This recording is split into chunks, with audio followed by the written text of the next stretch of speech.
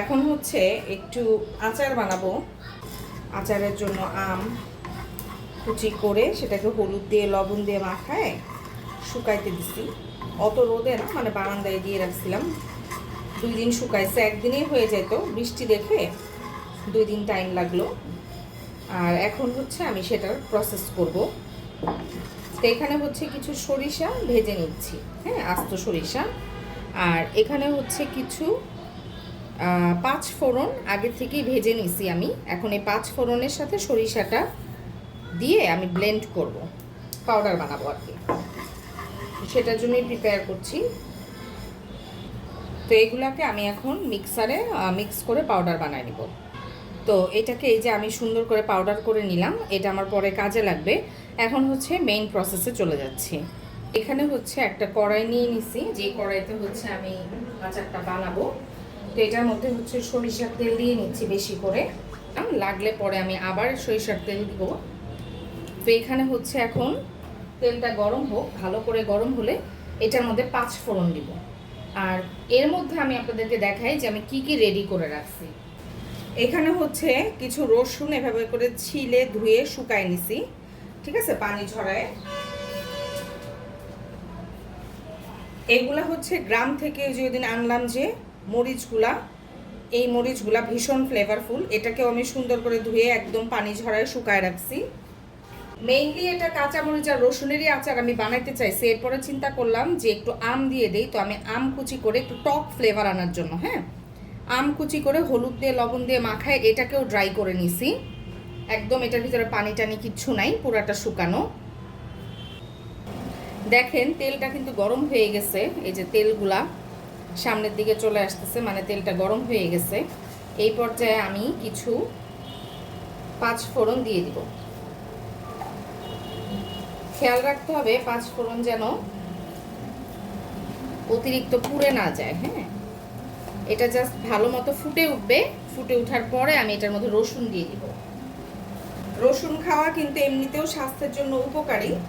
তো যেহেতু সবসময় কিন্তু রসুন কাটা ছিলা থাকে না, ঘরে খাওয়া হয় না, এর জন্য চিন্তা করলাম যে এটা যদি আমি আচার বানায় রাখি, তাহলে ভাতের সাথে হোক খিচুড়ির সাথে হোক একটা একটা আচার কিন্তু নিয়ে নিয়ে যখন যেটা ইচ্ছা, একটা কাঁচামরিচ হয়তো খেতে ইচ্ছা করলো, কাঁচামরিচ ডলে খেয়ে ফেললাম, একটা রসুন খেতে ইচ্ছা করলো, খেয়ে ফেললাম। তো মূলত এই চিন্তা থেকেই বানানো। আমি নর্মালি আচার আমার বাসায় চলেও না, কেউ খায়ও না, আমি নিজেও খাই না, তারপরেও এবার বানাচ্ছি।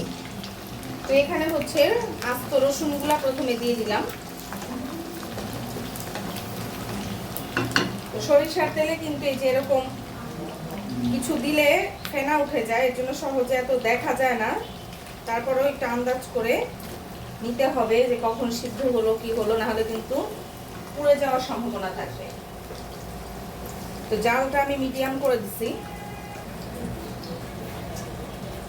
এই রসুনটা এখন তেলের মধ্যে আগে ভাজবো।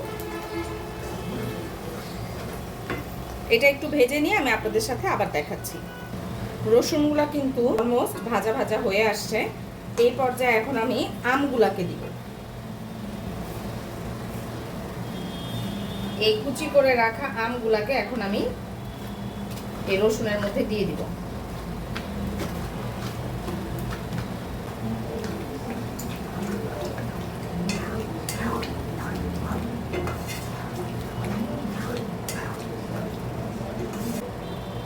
এটার মধ্যে এখন আমি মশলাগুলোকে অ্যাড করব। একটু লবণ দিয়ে নিলাম। লবণ আপনাদের আন্দাজ মতো দিবেন। আমি যেহেতু আমি কিন্তু একটু লবণ দিয়েই মাখায় রাখছি, এই জন্য ফার্স্টে আমি একটু কমিয়ে দিলাম, 2 চামচের মতো দিয়েছি এখানে যে চামচটা আছে আমার এটার মধ্যে। তারপরে আমি আবার যখন চেক করব, চেক করে হচ্ছে আমি বাকি যা লাগে দিব। এখন হচ্ছে এখানে মশলা দিয়ে দিব। তা আমি এখানে হচ্ছে কালার হওয়ার জন্য একটু হলুদের গুঁড়া দিলাম, সুন্দর একটা কালার আসবে। সাথে হচ্ছে লাল মরিচের গুঁড়া দিলাম একটু ঝাল হওয়ার জন্য, হ্যাঁ, খুব বেশি না, যেহেতু এটা কাঁচামরিচ থাকবে এর জন্য খুব বেশি আর লাল মরিচের আচার দিব না।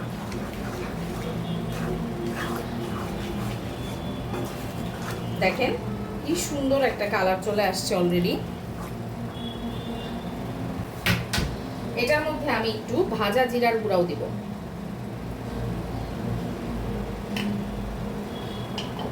ভাজা জিরার গুঁড়া 2-4 চামচের মতো দিলাম। হ্যাঁ,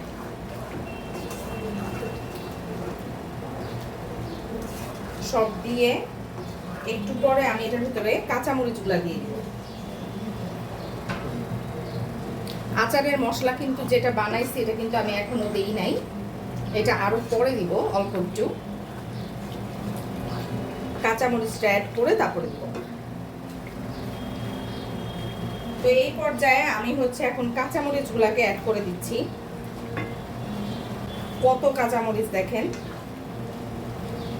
ইচ্ছা করেই আমি এতগুলা কাঁচামরিচ দিছি, কারণ হচ্ছে এটা মেইনলি কাঁচামরিচেরই আচার। আমি হচ্ছে একটু আম দিয়ে খাবো, মানে তাহলে কাঁচামরিচের আচারের ভিতরে টক ফ্লেভারটাও থাকবে, সেটার জন্যই আমটাকে অ্যাড করা। এটা কিন্তু মেইনলি আমের আচার না, এটা আম, রসুন, কাঁচামরিচটা বেশি, সেটার জন্য এখানে দিয়ে দিলাম। এখন এর ভিতরে হচ্ছে আচারের মশলা দিয়ে দিব আমি, যেই মশলাটা এত মানে তৈরি করলাম একটু আগে, সেই মশলাটা আমি একটুখানি ফার্স্টে 1 চামচ দিয়ে নিচ্ছি। এরপরে আসলে আমি আচারটা টেস্ট করব, টেস্ট করে করে দেখবো যে আচারটায় কি লাগবে, সেই অনুযায়ী সব কিছু অ্যাড করব। এখনো কিন্তু চিনি অ্যাড করি নাই, তো একটু পরে আমি চিনিও অ্যাড করব। এটাকে কিছুক্ষণ আমি কষায় নেই, তারপর তো এটাকে কষায় নেওয়া পর্যন্ত আপনারা সাথেই থাকবেন। আমি আবারও এটা কষানোর পরে আপনাদের সাথে রেসিপিটা নিয়ে হাজির হচ্ছি। এখানে কিছু মরিচ দেখেন আমি এই যেভাবে করে অর্ধেক করে কেটে নিছি ফ্লেভারের জন্য। হ্যাঁ, মরিচটা কিন্তু খুব বেশি ঝাল না, এটা কিন্তু বোম্বাই মরিচ না, খুব ফ্লেভারফুল একটা মরিচ। জানি না এটা কি মরিচ, আমি ওই দিন মানিকগঞ্জের বাজার থেকে আনলাম, সিঙ্গারের বাজার থেকে। তো ওই ফ্লেভারটা যাতে অ্যাড হয়, তো আমি কিছু মরিচ 6-7টা মরিচ হাফ করে কেটে দিলাম। আমি কিন্তু এখানে এখনো চিনি টিনি কিছু অ্যাড করি নাই, এর জন্য খেতে বেশ টক টক, খুব মজা। চিনিটা কিন্তু আচারটা মিষ্টি করার জন্য দেওয়া হবে না। হ্যাঁ, আমি এখন চিনি অ্যাড করব। চিনিটা মেইনলি দেওয়া হবে টকটাকে ব্যালেন্স করার জন্য, ঠিক আছে? এর জন্য চিনি খুব বেশি দেওয়া যাবে না, চিনি খুব বেশি হয়ে গেলে কিন্তু এটা মিষ্টি আচার হয়ে যাবে। তো প্রথমে আমি 2 চামচ দিয়ে দেখব টেস্টটা কেমন হয়েছে, পরে অ্যাড করবো লাগলে।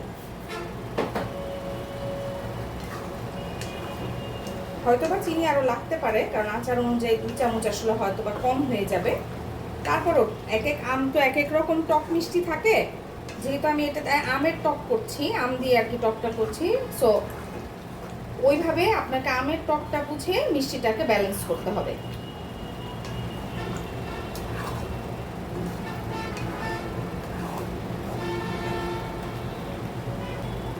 এখানে আমি আরো 2 চামচ চিনি অ্যাড করলাম। আমটা বেশ টক, এর জন্য একটু চিনি দিলাম, আর হালকা একটু লবণও দিয়ে দিচ্ছি। আবার ফার্স্টে তো লবণ দিয়েছিলাম 2 টেবিল চামচ, তো এখন আবার হাফ টেবিল স্পুন লবণ আর 2 টিস্পুন চিনি এখানে আরো বেশি অ্যাড করলাম।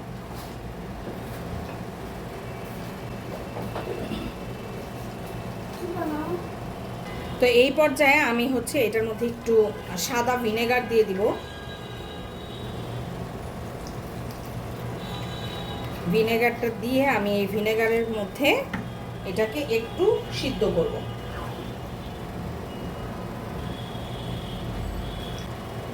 দেখেন ভিনেগারটা দিছিলাম, এখন ভিনেগারটা শুকায় তেলটা উপরে চলে আসছে, আর কাঁচামরিচগুলোও কিন্তু এতক্ষণে সিদ্ধ হয়ে গেছে। তো তেলের মধ্যে আরও থাকবে, এটা মজবে, তখন আরও বেশি নরম হবে। তো আমার কিন্তু আচার বানানো শেষ।